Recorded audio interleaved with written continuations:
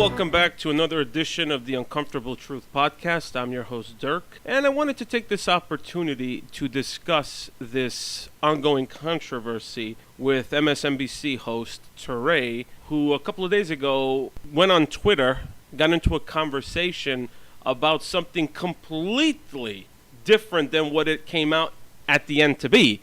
Meaning, he got into a conversation about this piece that, forgive me if I mispronounced this name, Ta-Nehisi Coates wrote for The Atlantic, titled The Case for Reparations. So, of course, being black and a bit militant, Toure obviously got into this whole thing, very emotional for him. He was tweeting about it and everything. And all of a sudden, an individual with the handle Hope and Chains hits him up and starts to ask him specific questions pertaining to reparations, which then opens up a whole new can of worms for the man.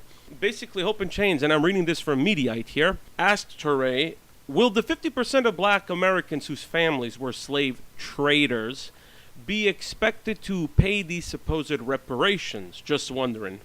And it appears that he was being ignored for a bit. And then he goes on to further ask him, how much do I owe for what Dems did in the first half of the century? Well, my family was in Europe running from Nazis or in Dachau. Wonderful questions, I would say.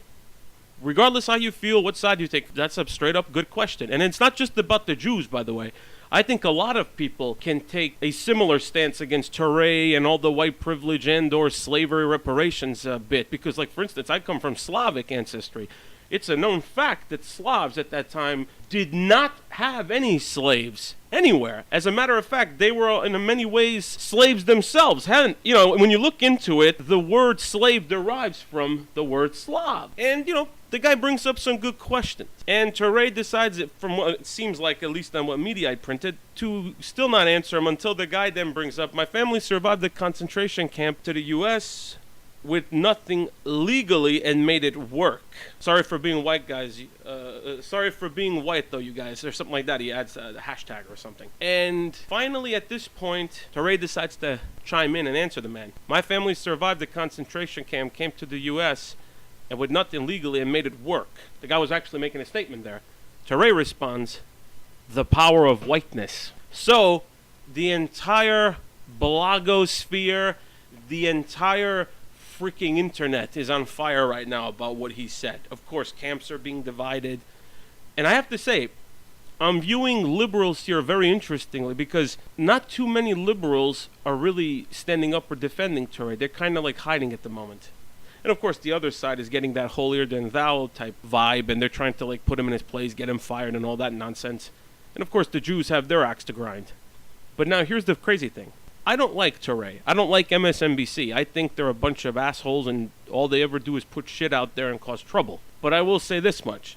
I also think it's being a little bit blown out of proportion, which I'll get to in a minute. But here's something even more interesting. As soon as Toure said this and it's all like blowing up and everybody's going at everybody else, several other black people started to chime in to further like dig this hole. Some college professor from UMUC by the name of Donald Earl Collins decides to chime in order to defend his fellow black man that it was a great response and it highlights how white ethnics, including Jews, became white after World War II.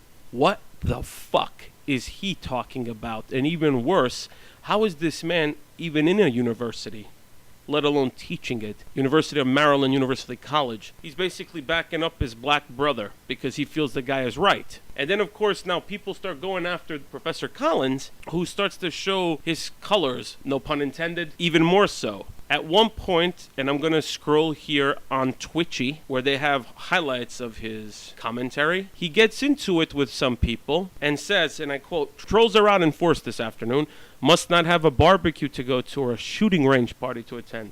So what the fuck does that mean? Wrap your mind around what this college professor just said.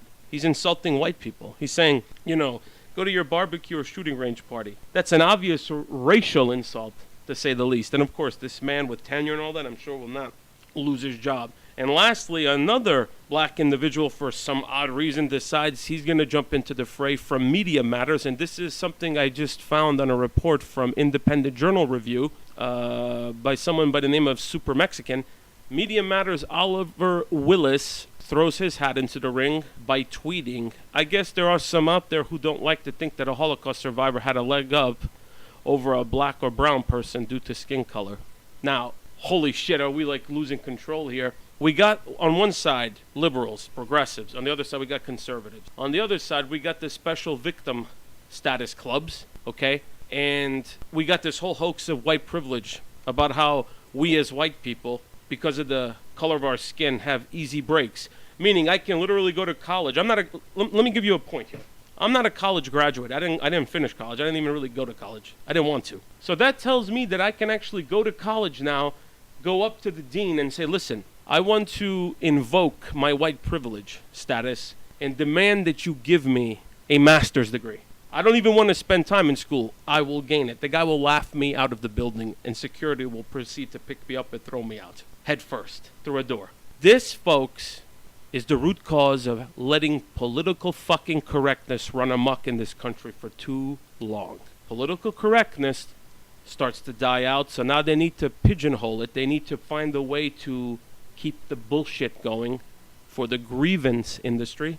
And what do? They come up with the white privilege hoax. And now here's the problem. And I'm sorry to say this. I will say things at times that are not going to be construed as too friendly, but I think that there's some truth to what I'm going to say. And I honestly think some blacks and or Jews might even back me up on this case. Jews historically and blacks have worked together. Look no further than the 60s civil rights movement. Jews did everything they can to help these people. As some white Gentile Christians, whatever you want to call us fucks. Now here it is. Blacks are now kind of feeling power. They're feeling like they're in control for once, which is great. That's great. Now here's the thing. The white privilege is getting out of control with all the bullshit behind it. So now blacks are looking at each other from strictly skin color, and then everybody else is the enemy. So while Jews might have once had that victim status, they no longer do in the eyes of blacks. That's a whole new can of fucking worms right there. So a Jew in front of a black, it seems, can't even complain about the Holocaust any longer, because blacks will now say, as Toure has illustrated, that a Jew, although, yes, perhaps the Holocaust did happen, is still white at the end of the day and gets that special status of sorts to get what he or she wants or needs. Now, here's the thing about Toure's comments that I think are being misconstrued. Toure said the power of whiteness. I don't think people are really looking into what Toure is saying. Like, they're not really focusing on Toure's words themselves. We are so touchy-feely, overly emotional, and crybabies that we blow up over anything and everything, no matter how big or small or trivial. Instantly, everyone is screeching about the Holocaust and bringing up all these horrific pictures and all that type of stuff. But that wasn't Toure's point. And again, Pat Buchanan was fired from MSNBC for a lot less. It's only just desserts that Toure gets kicked out on his pampered ass, because he did insult them nonetheless. But what he said was power of whiteness in answering the question of my family survived the concentration camp, came to the U.S. with nothing legally and made it work. The guy was emphasizing that, you know, there's no need for reparations. There's no such thing for privilege. Toure disagrees. Toure never disagreed that the guy's family might have been slaughtered or survived or went through hell. What Toure is saying, in his own inimitable way, is, yes, but you're still white, and that color of your skin is the sole reason that you managed to go through such a horrific period and bounce back so quickly. See, that's the way the mind works with this guy, with these types, the militants. MSNBC is a joke. I cannot wait for the day when that whole operation is run to the ground, finally.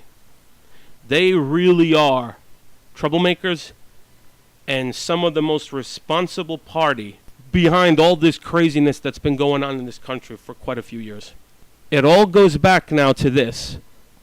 It isn't any longer about white privilege, about all of us against whites. It's coming down now to colored skin against all whites. See, that's the thing the Jews never banked on, unfortunately.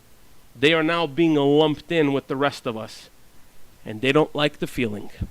Welcome to the club. That's all I got to say about it. Thank you.